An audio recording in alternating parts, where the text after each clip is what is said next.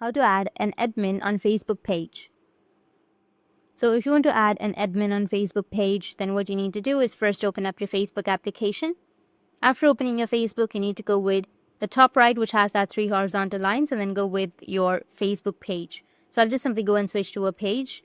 Once you've switched to your page, now go with the top right, which has that 3 horizontal lines. And here on the top right, you will have settings. You need to tap on the gear shaped icon and then scroll down and you will have an option of page setup. Tap on page setup and then go with the page access. Under page access, now here you need to go with add new, which is on the right side. So in my case, the admin is myself. So if I want to add an admin, I'll just simply go with add new, which is on the top right, and then tap on next and search by name or username. So I'll just simply search by a username. And once I find the person, you need to tap on it and tap on give access.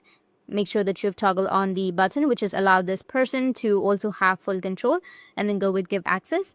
After that, the invitation will be sent to the other person, and if the other person accepts, then they will be able to be an admin on Facebook page. That's it, and if you have any questions, feel free to comment below. Thanks for watching.